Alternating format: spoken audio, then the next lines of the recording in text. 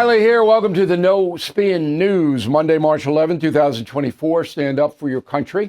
So as you know, I was in Florida over the weekend. Maybe you didn't know that, but I told everybody on last Wednesday I'd be there. I was not here on Thursday. I did, however, due diligence. I watched every second of the State of the Union, and then I actually painfully watched the analysis on television afterward.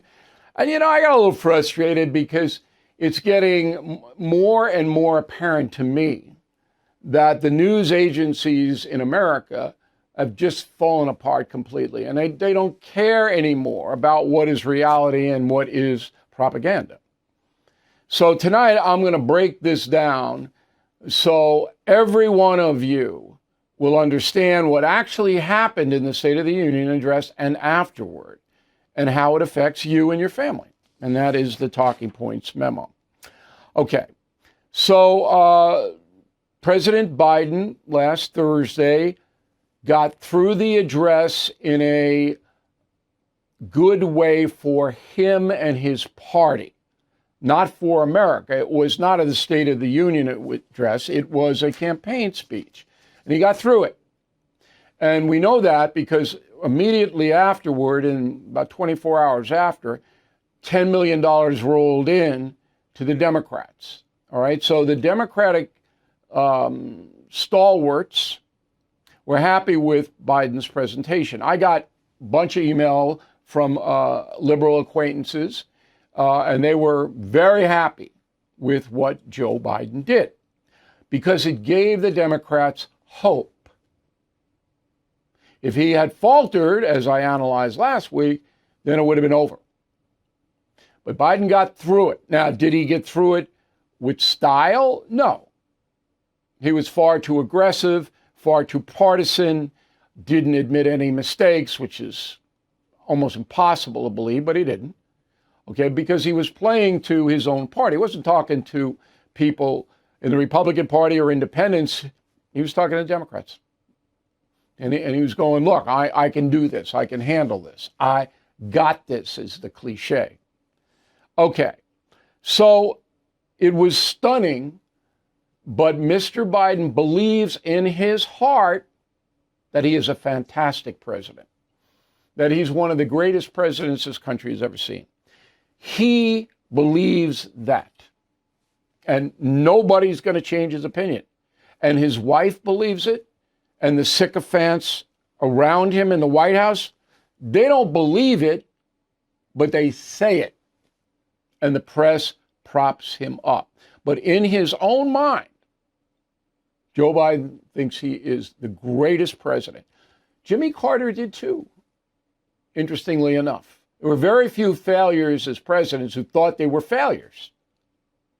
All right, Herbert Hoover didn't think he was a failure. I basically go, whoa. All right, so you know, it's important you know the mindset that he was in. Again, he did not make any mistakes whatsoever. No humility, none. And I wrote in my column on Sunday, what does Joe Biden and Donald Trump, what do Joe Biden and Donald Trump have in common? Neither one of them will admit a mistake ever. And that is the truth. I'll read a letter later on that scolds me for saying that, but I say the truth. Now, the most interesting part of this State of the Union address, which was almost entirely propaganda and socialism, and it was socialism, I'll get to that, was when Congresswoman Marjorie Taylor Greene, a Republican, began heckling the president. Go.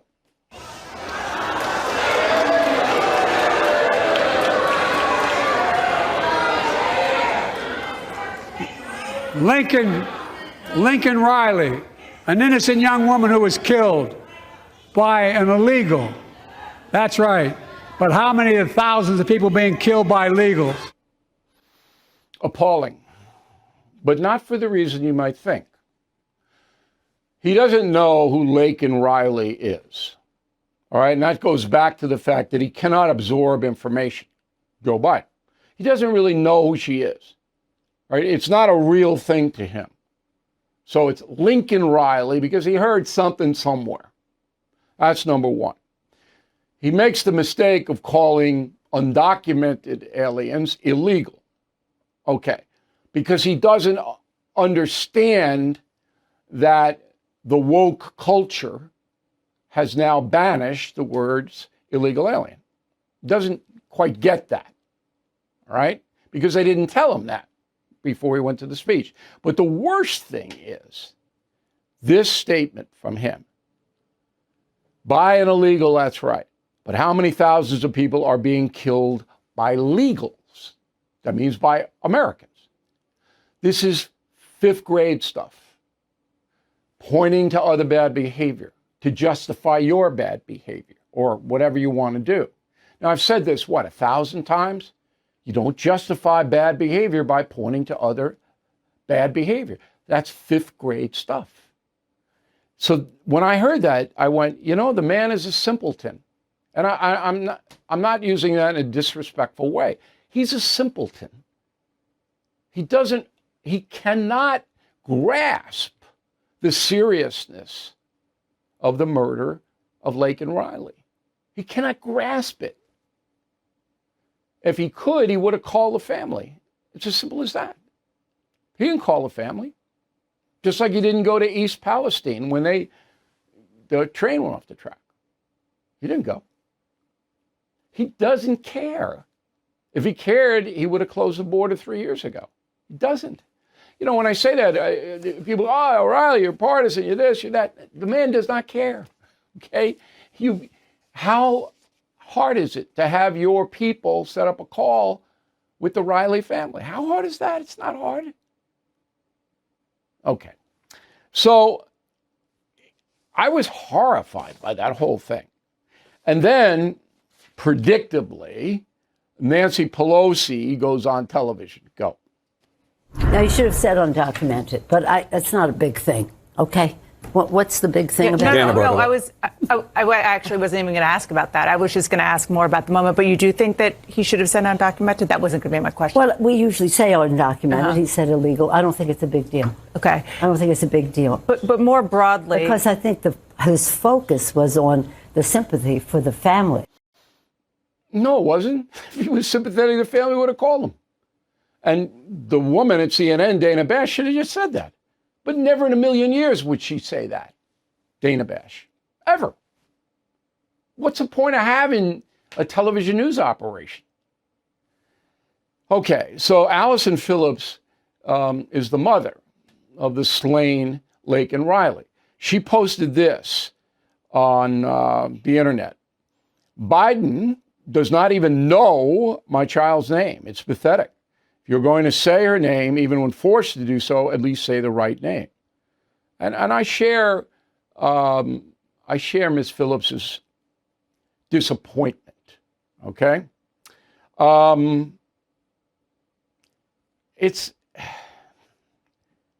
me, it's very clear, but not to my very intelligent liberal friends, because they don't want to believe that Biden is a simpleton, that Biden doesn't care. They don't want to believe it. And no matter how much evidence you present, they're not going to. Now, the second part of the speech that was disturbing to me is the socialism. So Biden wants to raise the corporate tax from 21%, where it is now, to 28%, because the corporations have to pay their fair share. How many years has this been going on, the fair share stuff? So that's not going to get through unless the Democrats win both houses, which they could, and Biden's reelected.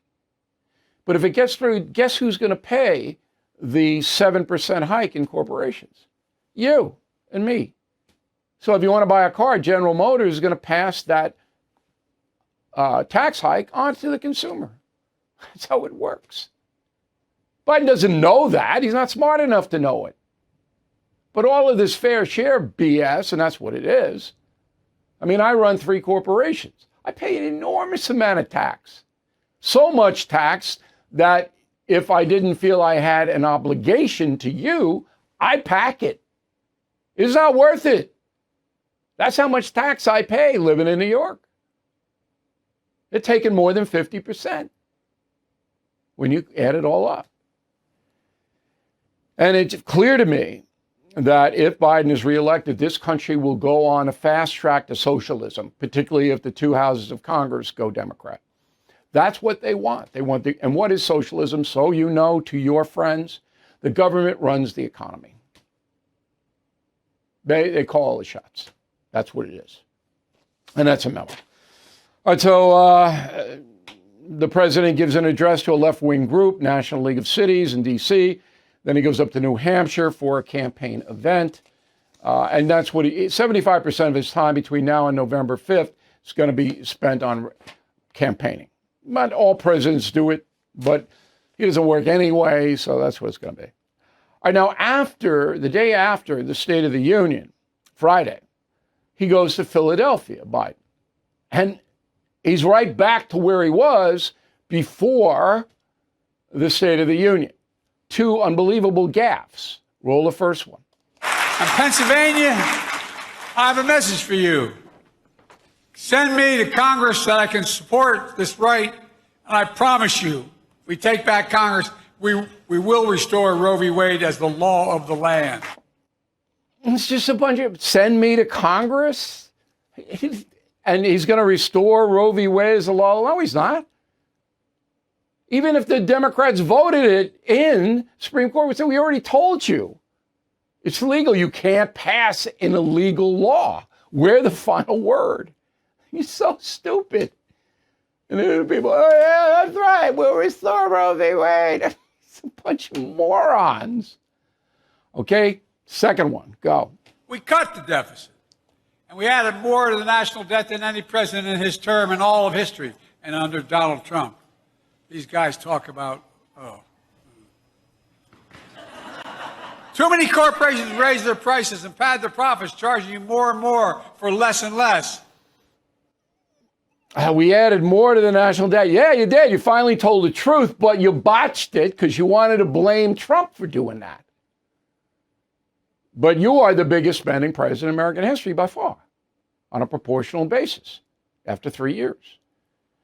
Now, I got a bunch of letters, and I did hear this on talk radio. I think I heard it on TV that Biden was on Adderall when he gave his State of the Union address. That's a stimulant, okay? You can't say that as a fact.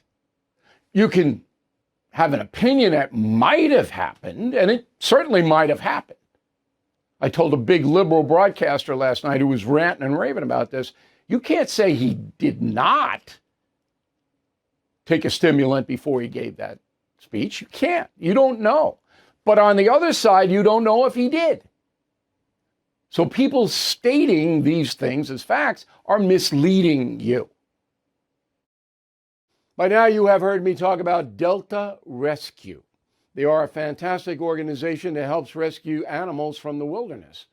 You know, I'm a dog lover, so is Leo Grillo, the founder of Delta Rescue. It is his life's mission to provide everlasting care for these once abandoned animals.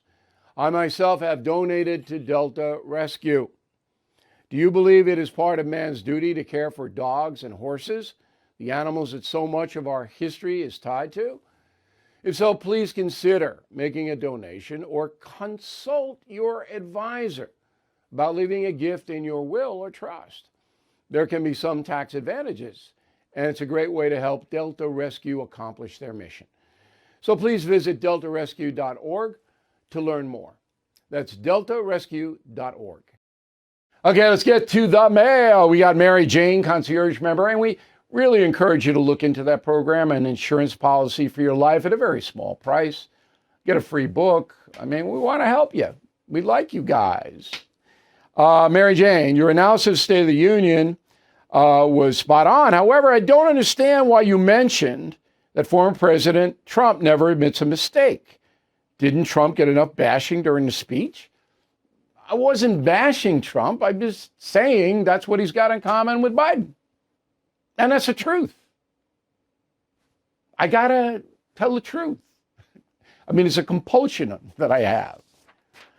Mark, if Biden gets reelected, nothing will get done. Nothing. If Trump gets elected, he will step on everyone who's in his way. He can also be our first criminal for president should be a good time either way. Okay, I mean, look, 30% of the public doesn't want them, either of them. Maybe it's higher than that. I mean, I get it, but if you look at how Trump governed the country in his 4 years, light years better than what Biden's doing. Light years. Dusty, I'll go ahead and say it. Anyone who would vote for Biden does not have the best interest of our country in mind. Not only the country, but themselves. If you're going to vote for Biden, you're voting against your own self-interest because socialism, as I said, is going to come roaring down the track. And that means you're going to be paying more money to state and federal government. You want to do that? Jeffrey Link, Wyckoff, New Jersey. Will migrants be permitted to vote and be considered in the census? Yes on the census. No on the vote. Some of them will sneak it, but it is against the law for non-American citizens to vote. Nancy Hallman, Petersburg, Virginia. Love the No Spin News. You always cover a lot of ground. Thanks for setting it all in the right place, as only you can do. Maybe you blow your horn a bit, but hey, I'm liking the tune. Well, I appreciate that, Nancy. I know I blow the horn a little bit. I understand. Richard Green, Murfreesboro, Tennessee. Big Civil War battle there. If you want to look it up. Bill, do yourself a favor and try Spindrift sparkling water. No sugar. Best carbonated water I've ever had. Okay? Spindrift, I will, because I don't want people drinking the sugar drinks. We'll check it.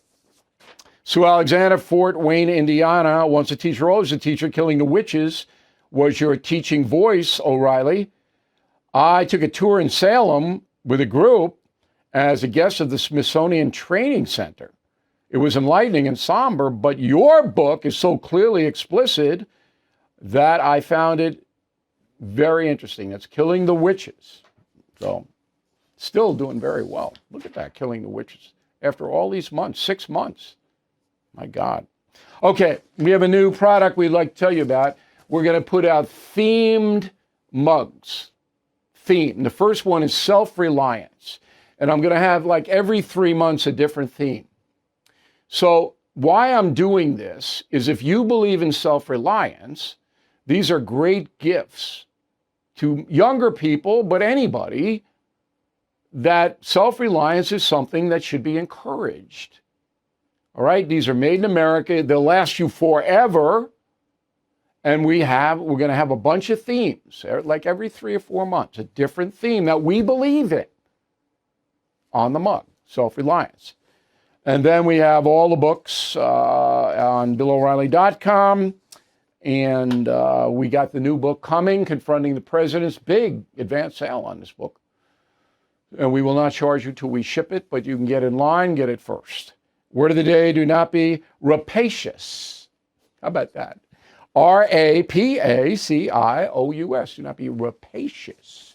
Write to me, Bill at BillO'Reilly.com, Bill at BillO'Reilly.com. Name and town. Still got lots of people forgetting the name and town. Got to have it. Got to know you're a real person.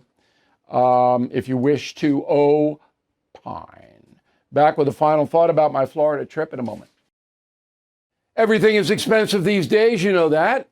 The government is printing trillions of dollars and consumer prices higher than ever. If the government continues its printing and spending, the dollar could continue its free fall and lose its coveted role as the world reserve currency. Let's hope that doesn't happen. But there are a few things you can do right now. American Hartford Gold can show you how to protect your money, your retirement, your hard-earned savings against inflation by helping you diversify a portion of your portfolio into physical gold and silver. Start with a short phone call, and they can have physical gold and silver delivered right to your door or put inside your 401k or IRA. So please call or text them right now.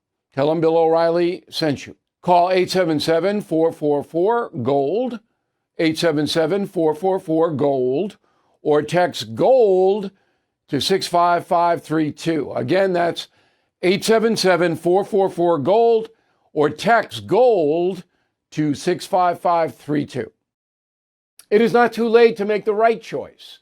if you're distancing yourself from companies supporting the radical left, please choose AMAC's Medicare Advisory Service. Whether it's prescription drug coverage, plan changes, exploring Medicare options, AMAC provides top-notch guidance from their experienced staff.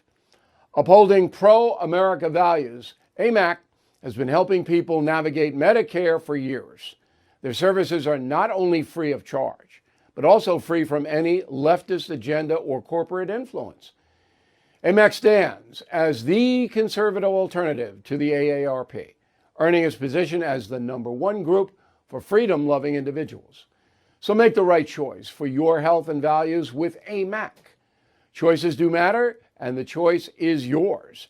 Choose Medicare the right way with AMAC's Medicare Advisory Service. You can call them at 888-355-5605 during normal business hours, 888-355-5605, or online at amac.us/trust.